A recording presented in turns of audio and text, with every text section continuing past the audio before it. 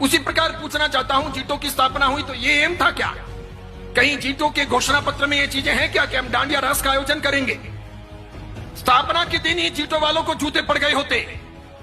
आज मेरी बात सत्य सिद्ध हो गई कि नए पद्मसागर जी महाराज ने बंदरों के हाथों में नारियल दे दिया, बिल्कुल दे दिया।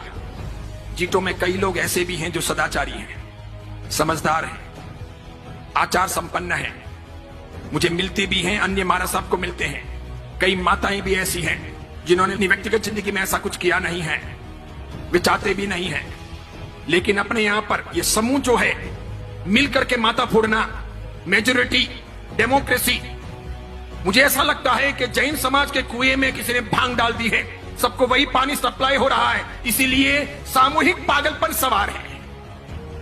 इस बीच में ऐसा कोई आदमी बोले तो उसकी बहुत कीमत नहीं, उसको लोग खारा समझते हैं, उसके प्रति लोग दुर्भाव रखते हैं, उसे पसंद नहीं करते। क्योंकि मुझे तो ये सब फर्क नहीं पड़ता, मैं किसी की रोटियों का मोहताज नहीं हूं, और मैं तो कफन पहन के निकला हुआ हूं पहले से ही, और मेरे कोई आगे रोने वाला नहीं, पीछे कोई धोने वाला नहीं, मैं इसकी फिक्र करता नहीं। मुझे कोई बहन बेटी की शादी करवानी नहीं है, मेरा कोई उपास्य नहीं, मेरा कोई मंदिर नहीं, मेरा कोई घर नहीं, मेरे कोई स्थान है नहीं, मैं कल कहां रहूंगा ये मुझे पता नहीं है, इसलिए मैं कोई परवाह करता नहीं कि मुझे किसी प्रकार की गुलामी करनी है, बिल्कुल नहीं, नेवर। मैं तो सत्व के आधार पर जीने वाला आदमी हूं। जितने केस होने दे, जितने दुश्मन सामने आए आने दे, जिस मुकाम पर मौत होगी होगी, एक बार होगी, दो बार थोड़ी होती है मौत, एक बार होगी। और किसी के सर्टिफिकेट से मुझे कोई स्वर्ग या मोक्ष थोड़ी मिलेगा, तो क्या फर्क पड़ता है कोई मेरे बारे में क्या बोलता है, कुछ भी कहे।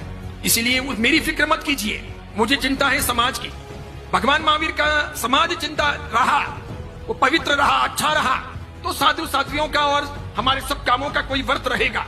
अगर भगवान महावीर का समाज ही कमजोर पड़ गया तो मेरे एक के मजबूत होने से क्या होगा, मेरे एक के जिंदा रहने या लंबी उम्र पा लेने से भी क्या होगा।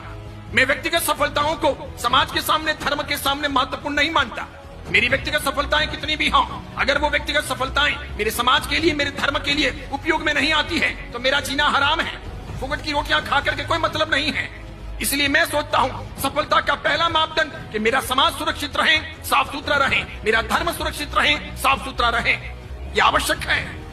आप जैसे लोगों को क्रांति करनी चाहिए, उठना चाहिए, पूरे बेंगलोर में यह हवा फैलानी चाहिए कि डांडिया नहीं होगा, कोई जीटो, कोई जियो, कोई अन्य संस्थाओं के अंडर में नहीं होगा, उसके लिए संस्थाएं ना बने। जो लोग भी प्रयास करें आकर के मुझे कहिएगा, मैं आपके साथ में हूं, तन से, मन से, धन से, और पूरी ताकत लगाइए।